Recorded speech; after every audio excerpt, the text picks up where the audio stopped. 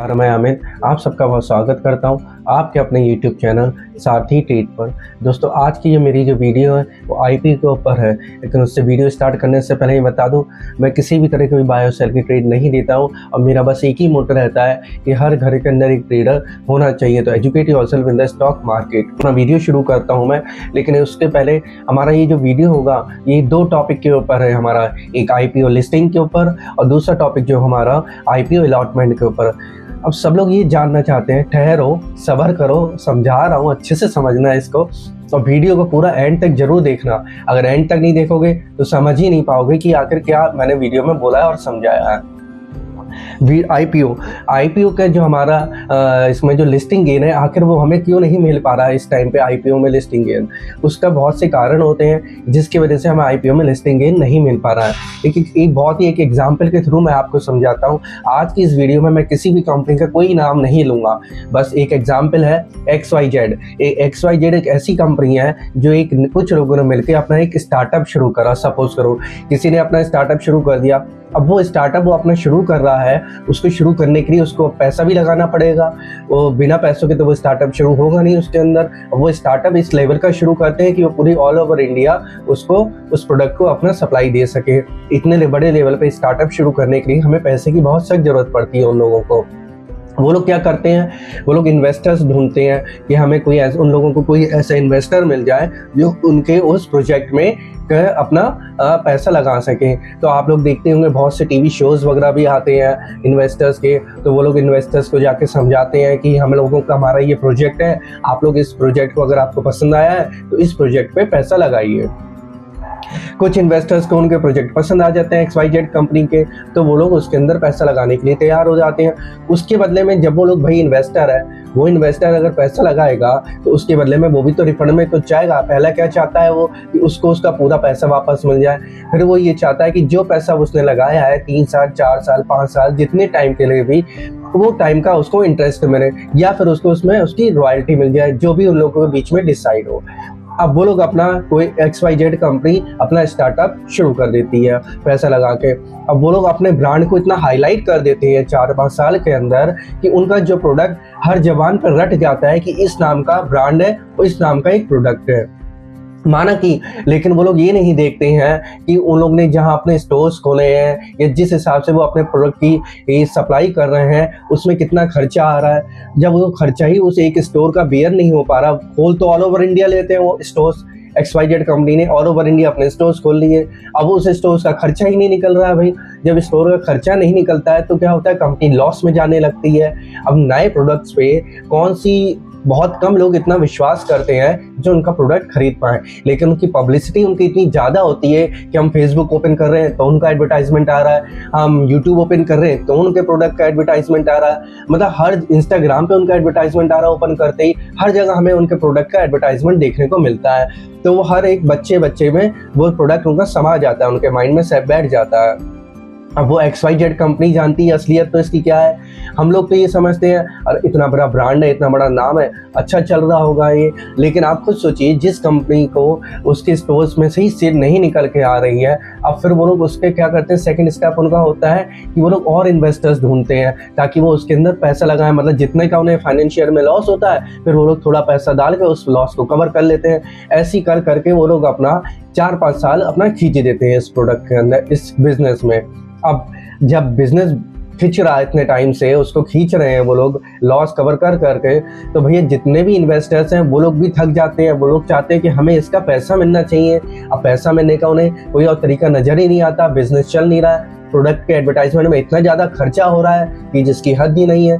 जब एडवर्टाइजमेंट में ही सबसे ज़्यादा पैसा खर्चे में आता है और हमारे जो लोग स्टोर्स खोलते हैं अपनी कंपनी के, उन कंपनी के रेंट हो गए, कितने खर्चे होते हैं, लाइट के बिल्स होते हैं, एम्प्लॉयज़ की सैलरी होती है, तो उन सब में पैसा सारा जो भी आता है वो सब लगता चला जाता है। कंपनी लास्ट में लॉस मेकिंग कहलाती है वो। अब सब लोग घबराते हैं कि हम अपना लॉस कैसे कवर करें। अब उस लॉस को कवर करने के लिए अपना पैसा जो इन्वेस्टर्स ने उस कंपनी के अंदर XYZ कंपनी में लगा रखा है, वो लोग उस पैसे को वापस निकालने के लिए क्या करते हैं। लेकिन एक पहले बात मैं और बता दूँ, वो लोग उन लोग जो XYZ कंपनी है, सपोज करो आप लोग, इस कंपनी का शेयर उनका ग्रे मार्केट में 60 रुपये चल रहा है। उस टाइम पे इनका 4 रुपये पे शेयर चलता है। अब ये लोग सब मिलके प्रोमोटर्स और इन्वेस्टर्स मिलके डिसाइड कर लेते हैं भाई हमारा तो लॉस बहुत ज़्यादा बढ़ रहा है, हमें अपना पैसा इसमें वापस चाहिए। अब इस पैसे को वापस लाने के लिए वो लोग क्या करते हैं, अचानक से अनाउंस कर देते हैं कि हमें IPO लेके आना है। अब भैया वो लोग को ये जानते हैं अच्छे से कि IPO लाएंगे तो हमारे पास पैसा आएगा। अब IPO आने पे वो लोग इतने बड़े साइज का IPO लेके आते हैं, वो लोग अपनी कैलकुलेशन करके कि जितना इन्वेस्टर्स का पैसा लगा होता है वो पैसा भी उस IPO से निकाल सके, इसलिए वो IPO अपना ले आते हैं। अब IPO जो होता है उनका वो 5,000 करोड़ का होता है, 4,000 करोड़ का होता है। लेकिन आप लोगों ने उस IPO में ये ध्यान दीजिए, देखते हैं हम लोग कि उसमें 2 पार्ट में वो IPO का जो साइज होता है, एक मान लो सपोज करो XYZ ने अपना 4,000 करोड़ का एक IPO लेके आई है। वो उस IPO में आप ये देखते हैं, हर जगह देखने को मिलेगा, जब हम IPO की डिटेल्स चेक करेंगे उसमें देखने को मिलेगा हमें कि IPO के अंदर एक तो फ्रेश इश्यू होता है, एक OFS होता है, ऑफर फॉर सेल। जो फ्रेश इश्यू होता है, जो पार्ट होता है, आपने देखते हैं वो लोग क्या करते हैं, 2-4,000 करोड़ का उनका IPO का साइज है, उसमें से वो 2,500 करोड़ या 2,000 करोड़ का फ्रेश इश्यू कर देते हैं, बाकी का 2,000 करोड़ रुपए का वो OFS कर देते हैं। अब 2,000 करोड़ का जो OFS होता है वो मैं आपको अपनी पहली भी वीडियो में समझा चुका हूँ। ये सारा का सारा पैसा प्रोमोटर्स के पास ही चला जाता है। अब इन्वेस्टर्स ने XYZ कंपनी में पैसा लगा रखा, वो कंपनी लॉस मेकिंग चल रही है। जब वो कंपनी लॉस मेकिंग चल रही है तो जो ये OFS का पैसा होता है वो सारा का सारा पैसा इन लोगों को, इन्वेस्टर्स को, वो लोग वापस दे देते हैं अपना लॉस कवर करने के लिए, जो भी करते हैं वो लोग। अब बचा कितना पैसा, 2,000 करोड़ 4,000 करोड़ में से, तो वो 2,000 करोड़ ही खाली ये लोग उस बिजनेस के अंदर लगाते हैं। ऐसी बहुत सी कंपनियां, जितने भी नए स्टार्टअप होंगे आपको देखने को मिलेगा कि बहुत कम ही स्टार्टअप ऐसे होते हैं जो सारा का सारा IPO का पैसा अपनी कंपनी के प्रमोशन में, कंपनी की ग्रोथ में लगाते हैं। वो लोग आधा पैसा अपने लिए रख लेते हैं और आधा पैसा ग्रोथ में लगा देते हैं। इसी वजह से अब कंपनी का जो लॉस मेकिंग कंपनी चल रही है वो तो आगे भी भैया लॉस मेकिंग चलेगी, क्योंकि जितना IPO आया है वो सारा पैसा तो कंपनी की ग्रोथ में लगा नहीं। अब इन्वेस्टर्स ने को जैसे ही उनका पैसा मिलता है वो लोग अपना पीछे हट जाते हैं, बैकअप कर लेते हैं। अब रह गया प्रमोटर्स। अब प्रमोटर्स फिर नए इन्वेस्टर्स ढूंढता है। अब तो IPO आने वाला नहीं है दोबारा, IPO तो एक ही बार होता है खाली इसका काम। तो अब वो लोग क्या कम करते हैं इसके अंदर कि नए इन्वेस्टर्स ढूंढते हैं, फिर पैसा लगाएं, लेकिन कंपनी रिकवर नहीं कर पाती है। अब ये लोग जो 4,000 करोड़ का IPO लेके आई है कंपनी जो XYZ है, अब सब लोग ये सोचते हैं कि ये IPO हमें मिल गया और हमें नुकसान हुआ। आपने ये नहीं देखते हुए अप्लाई करने से पहले कि कंपनी की क्या बैकग्राउंड है। हमें जितने भी नए स्टार्टअप होते हैं हमें हमेशा उनका OFS, उनका फ्रेश इश्यू, ये सारी चीज़ें उनकी चेक करनी चाहिए और उनकी कंपनी की बैकग्राउंड चेक करनी चाहिए कि ये कंपनी जो है लॉस मेकिंग तो नहीं चल रही है। इसी वजह से कोई भी जिन लोगों को पता होती है इसके बारे में वो लोग अप्लाई करते ही नहीं IPO में। इसलिए आप लोग देखते होंगे कि सब्सक्रिप्शन बहुत कम भरा जाता है और ये IPO का साइज ज़्यादा होने के कारण हमें सब्सक्रिप्शन जो है कम दिखाई देता है उसके अंदर। तो इसलिए हम लोगों को वो कंपनी जो है वो निगेटिव में खुल जाती है या हमें लिस्टिंग गेन नहीं देती है, तभी हम लोग वहाँ निराश हो जाते हैं। हम लोग यही देखते हैं कि IPO के हमें लिस्टिंग गेन नहीं मिल पाता है। अब देखिए सबके पास तो इतना पैसा नहीं होता है। कितने ऐसे स्टूडेंट्स होते हैं, कितने ऐसे वर्कर्स होते हैं जो 15,000 रुपये लगा के अपने IPO के अंदर चाहते हैं हमें एक लिस्टिंग गेन मिल जाए, एक अच्छा खासा ठीक ठाक, और हम अपना पैसा बाहर निकाल लें। अब हर इंसान तो हर IPO के अंदर 15,000 रुपये लगाता रहेगा तो कितना लॉन्ग टर्म खींचेगा उससे, 4 महीने, 5 महीने, 1 साल। ऐसे तो कंपनी 5 साल बाद ग्रोथ करेगी तो हम 5 साल तक के लिए अपना 15,000 रुपये लगा के बैठेंगे उनके अंदर। ऐसा नहीं है, कोई आदमी इतना नहीं कर पाता है। और IPO बार बार आते हैं तो हम बार बार 15,000 रुपया कहाँ से लाएंगे। तो इसलिए तो हम लोग चाहते हैं कि हमें लिस्टिंग गेन मिल जाए और अपना हम लोग बाहर हो जाए निकल के अपना प्रॉफिट, फिर नेक्स्ट IPO आया हम उसमें लिस्टिंग गेन मिल जाए।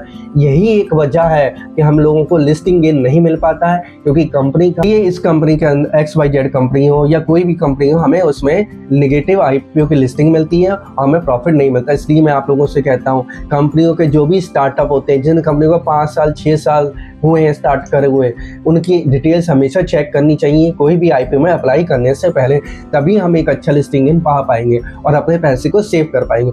अब मैं चलता हूँ आपके अपने दूसरे ऊपर, वो है हमारा IPO अलॉटमेंट। तो IPO अलॉटमेंट की जो वीडियो है वो मैं आपको अपनी नेक्स्ट वीडियो में बताऊंगा कि IPO अलॉटमेंट हमें कैसे मिलता है और क्यों नहीं मिल पाता है हमें IPO अलॉटमेंट। हम लोग अक्सर यही देखते हैं कि हमें IPO अलॉटमेंट नहीं मिल पाता है ज़्यादातर। तो और मिलता भी है तो उन कंपनियों को मिलता है जिनका हमें नेगेटिव में लिस्टिंग होती है। तो नेगेटिव में लिस्टिंग वाली कंपनी के बारे में मैं आपको समझा चुका हूँ कि उनका बहुत साइज बड़ा होता है आईपीओ का और कंपनी अच्छी नहीं होती है, इसलिए हमें आईपीओ बहुत आसानी से मिल जाता है। वो हम एक ही लॉट अप्लाई करते हैं, वो एक लॉट भी मिल जाती है। तो इसलिए इस चीज़ों से आप लोग बचें और ध्यान दें कि हमें कैसे आईपीओ पे अप्लाई करना है। अब मैं आपको अपनी नेक्स्ट वीडियो में बताऊंगा कि आईपीओ अलॉटमेंट का हमें क्या करना चाहिए, कि हमें आईपीओ अलॉटमेंट क्यों नहीं मिल पाता है। मिलता हूं मैं आपको अपनी नेक्स्ट वीडियो में अपने सेकंड टॉपिक के साथ, आईपीओ अलॉटमेंट।